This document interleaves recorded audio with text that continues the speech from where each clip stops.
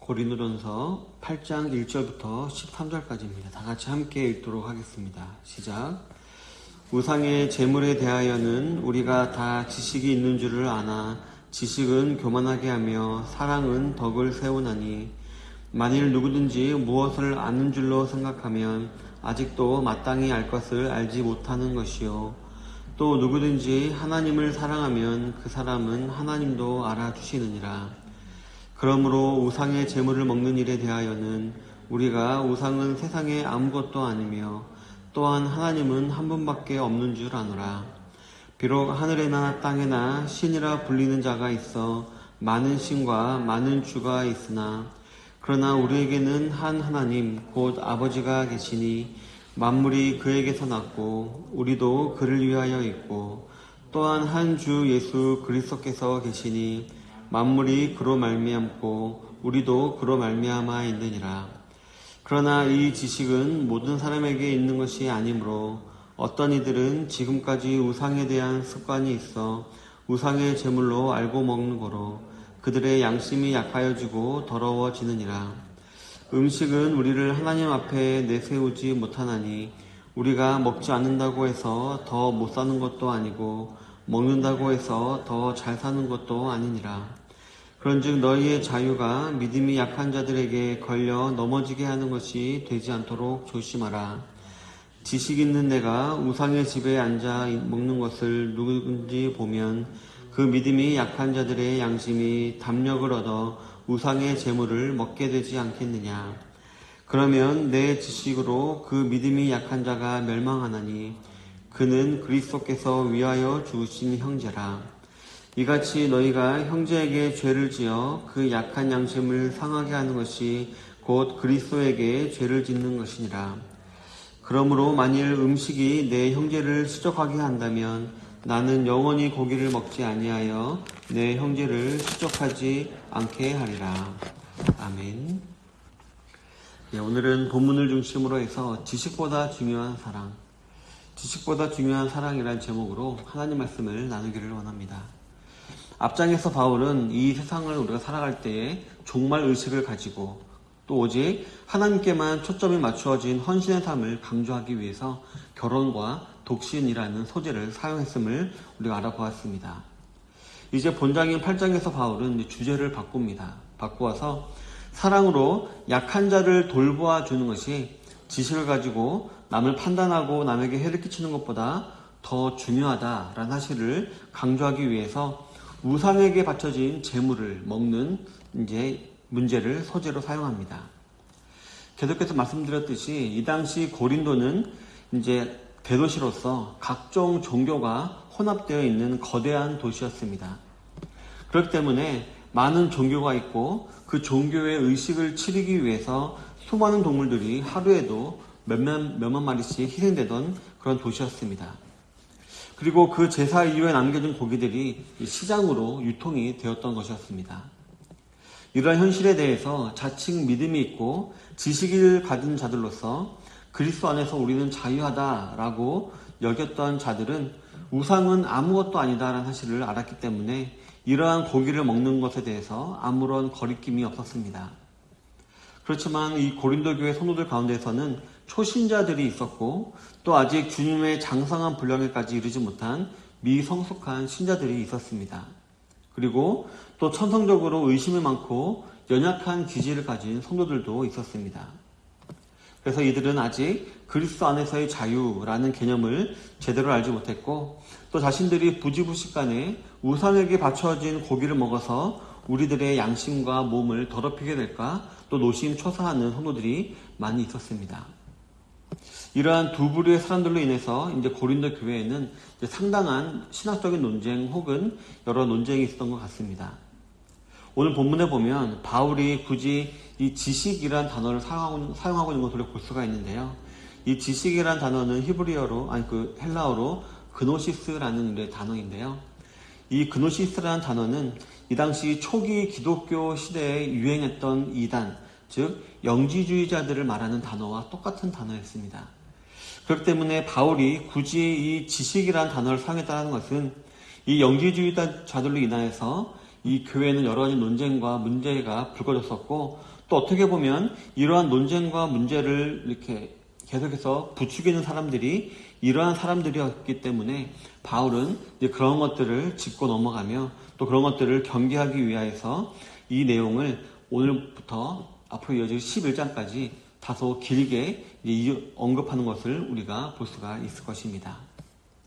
그렇다면 오늘 본문에서 바울이 고린도 교회 성도들에게 교훈하고자 하는 내용, 즉 사랑이 지식보다 중요하다. 지식보다 중요한 사랑은 무엇을 말하는 것일까요? 바로 덕을 세우며 형제를 실족치 않게 하는 것이 바로 지식보다 중요한 사랑입니다. 본문 1절에 보면 우상의 재물에 대하여는 우리가 다 지식이 있는 줄을 아나 지식은 교만하게 하며 사랑은 덕을 세우나니 라고 기록을 하고 있습니다. 오늘 본문에서 바울은 다짜고짜 말을 합니다. 지식은 교만하게 할 뿐이다. 그리고 오직 사랑만이 덕을 세운다 라고 말을 했던 것이었습니다.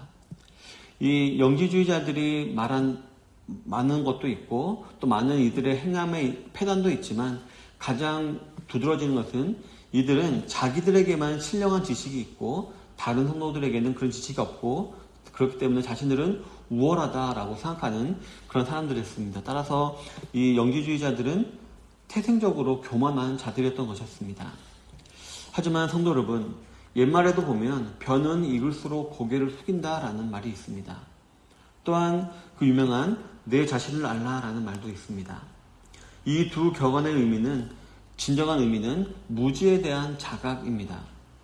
우리 사람들은 흔히 많이 알고 있다라고 착각을 하며 살아가고 있지만 실제로는 우리가 아는 것보다 모르는 것이 훨씬 더 많다라는 것을 깨닫게 해주는 바로 성인들의 격언인 것입니다. 그래서 유명한 철학자들 중에서 공부를 제대로 한 철학자들은 대개 회의론으로 빠지게 되어 있습니다. 아무리 증명하려고 해도 자신이 증명할 수 있는 것보다 증명하지 못하는 일들이 이 세상에 훨씬 더 많이 있고 또 내가 다 증명했다라고 생각할 때쯤 되면 또 다른 난제가 생기게 되어서 결국에는 우리가 알 수 있는 것은 아무것도 없구나 라는 회의론에 빠지게 되어 있는 것입니다. 그리고 이때 정직한 철학자들이라면 여기에서 신의 존재를 인정하게 되어 있고요. 그리고 그때 종교에 귀의하게 됩니다. 그런데 이와는 반대로 더 깊은 지식의 세계가 있음에도 불구하고 그 지식의 세계에 겨우 발가락만 담근 채로 마치 자신이 모든 것을 다 깨달은 것처럼 착각을 하는 사람들이 참 많이 있는데요. 바로 본문의 영지주의자 같이 스스로 지식이 있다라고 말을 하면서 그 얕고 얄팍한 지식으로 교만해져서 남들을 판단하는 자들이 있는 것입니다. 요즘 같은 인본주의 시대에는 아마 대부분의 부주의한 사람들이 여기에 해당될 것입니다. 그래서 이러한 사람들을 바울은 2절에서 이렇게 말하고 있습니다. 마땅히 알 것을 알지 못하는 사람들이다 라고 바울은 말을 하고 있습니다. 성도 여러분, 오늘 본문에서 바울이 비판하고 있는 이 영지주의자들은 비본질적인 지식을 가지고서는 또 그로 인해 우월감을 가지고 교회 내에 여러 가지 문제를 일으키던 사람들이었습니다. 비본질적인 문제라 하면 흔히 아디아포라라고 불리는 문제를 말합니다. 우리 성도들의 신앙생활에는 영향을 끼칠 수는 있지만 궁극적인 구원과는 상관이 없는 그런 문제를 말합니다. 자신에게 지식이 있다라고 생각했던 이들은 이 세상에 신이라고 불리는 것들이 많이 있지만 그러한 신들은 아무것도 아니며 오직 참된 신은 한 분, 바로 하나님 한 분밖에 없다는 것을 아는 자들이었습니다. 그렇기 때문에 그들은 아무것도 아닌 우상행들에게 바추어진 이런 음식들을 먹는 것이 그들의 구원을 취소시키는 것도 아니고 자신들의 신앙을 약하게 만드는 것이 아님을 알고 있었습니다. 그래서 그들은 자신들이 그리스도 안에서 얻게 된 이 자유에 대한 지식을 가지고 무절제한 방종의 삶을 살아갔던 것이었습니다. 그리고 이러한 방종의 삶은 아직 그러한 지식에 도달하지 못한 미성숙한 그리스도인들을 걸려 넘어지게 만드는 것이 되었습니다. 즉 기독교로 개종을 하긴 했지만 여전히 이교도적인 신관의 그런 잔재를 가지고 살아갔던 자들에게 있어서 다른 신들에게 드려진 제물을 먹는 것은 아마도 하나님을 배도하는 것처럼 느껴졌을 것이고요. 또 자신들의 양심이 약하여지고 더러워지는 것처럼 이제 느껴지곤 했는데요. 소위 지식이 있다고 말하는 자들에게 있어서 이처럼 아무런 거리낌 없이 행하는 일들, 즉 이 고기를 먹는 일들은 그러한 연약한 신자들에게 있어서 많은 혼란을 주었을 것이기 때문입니다.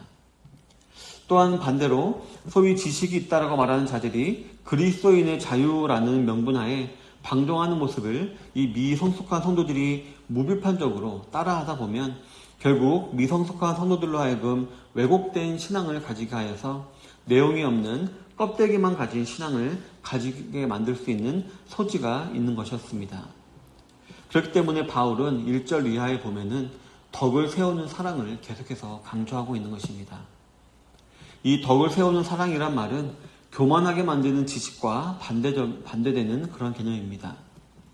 교만하게 하는 지식은 쉽게 말하면 남에게 부족한 지식을 깔보며 상대적인 우월감을 느끼는 것을 말합니다.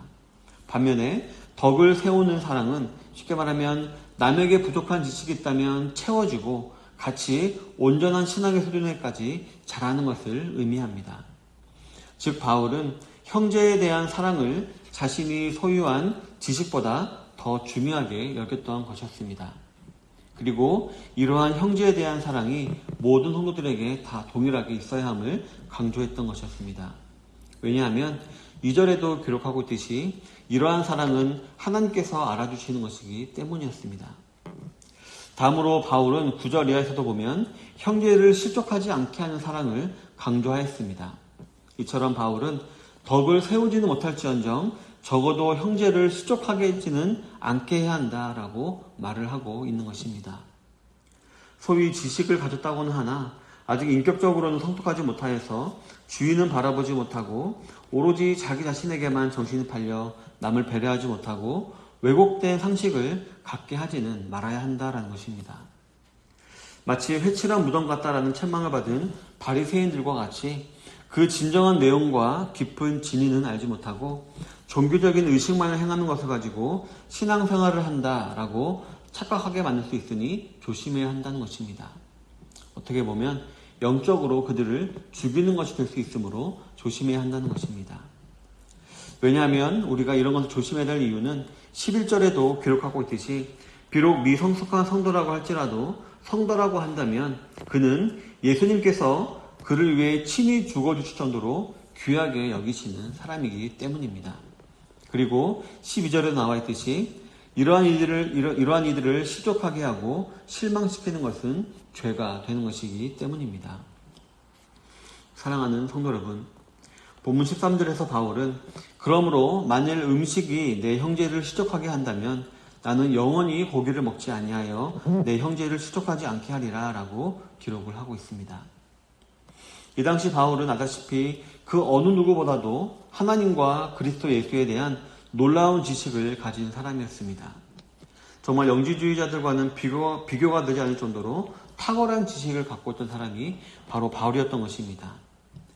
그러나 그러했던 그도 교회와 성도의 덕을 세우기 위해서 또 그들을 실족하지 않게 하기 위해서 그들을 사랑으로 섬기는 것이 더 중요하다는 것을 알고 있었기 때문에 자신이 가지고 있던 모든 것들을 절제하고 권리를 포기하고 또 양보를 했던 것이었습니다.